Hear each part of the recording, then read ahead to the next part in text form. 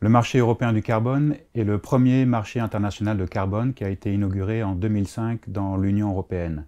C'est un marché cap and trade en anglais. Cap qui définit le montant global d'émissions autorisées au cours d'une année. Trade parce que ces émissions vont pouvoir être échangées entre les pollueurs concernés qui vont être soit offreurs, soit demandeurs de ces permis.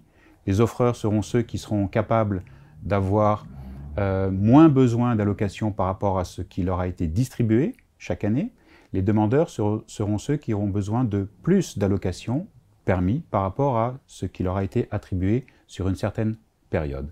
Donc, les États créent artificiellement un marché qui n'existait pas, un marché du carbone sur lequel les pollueurs concernés par le dispositif vont pouvoir s'échanger des permis qui correspondent à 1 tonne de carbone qu'ils pourront émettre au cours d'une année.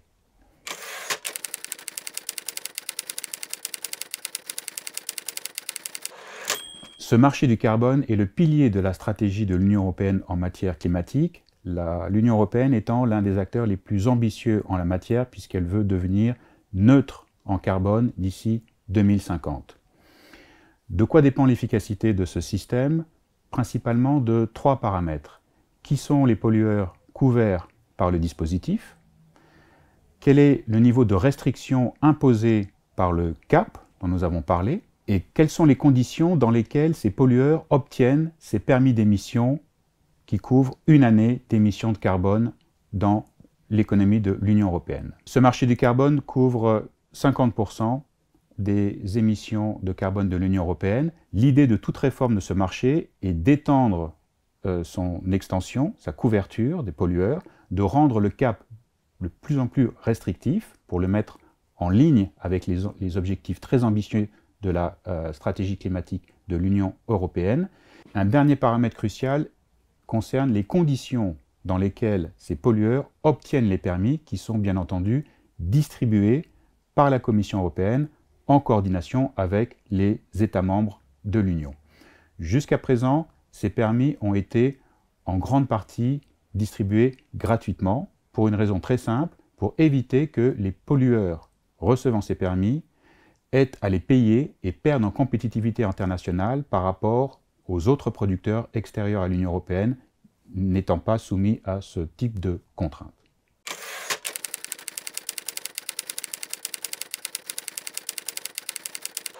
Cette réforme du marché du carbone va aller dans 3 directions, celles dont nous avons parlé précédemment. Premièrement, la couverture des secteurs impliqués. Le marché existant va être étendu. Il va être étendu au secteur du transport maritime, au secteur de l'incinération des déchets municipaux. Parallèlement à ça, un nouveau marché va être créé, non plus pour les pollueurs industriels, mais pour les pollueurs individuels, les ménages. Ce nouveau marché va concerner le transport individuel, les émissions de carbone dans le secteur du bâtiment. La deuxième orientation de la réforme est de rendre le cap, dont nous avons parlé précédemment, plus restrictif. Pour ce faire, il faut que le rythme auquel le cap global d'émissions est réduit chaque année, il faut bien le réduire pour arriver à des niveaux d'émissions proches de 0 d'ici 2050, ce rythme va être accéléré. Actuellement, il est de 2,2% par an. Il va être porté progressivement à 4,4% par an d'ici 2030, ce qui veut dire que d'ici 2050, l'Union européenne devrait être en phase avec cet objectif de neutralité carbone. Le troisième point de cette réforme est de revenir sur la distribution gratuite des permis d'émission de carbone qui a été mise en place pour protéger les industriels européens des pertes de compétitivité lorsqu'ils ont à acheter ces permis sur le marché, lorsque leurs compétiteurs internationaux n'ont pas à le faire.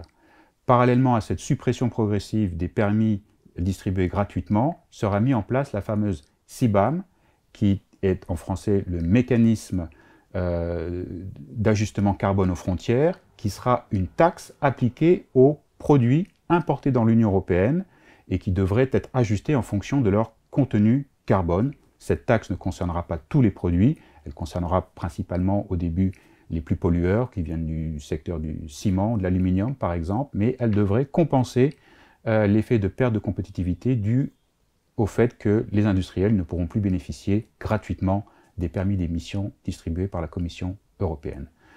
L'ensemble de ces 3 réformes devrait rendre le marché du carbone beaucoup plus cohérent, beaucoup plus efficace et le mettre en phase avec les objectifs très ambitieux que l'Union européenne s'est fixés en matière climatique pour le milieu de ce siècle.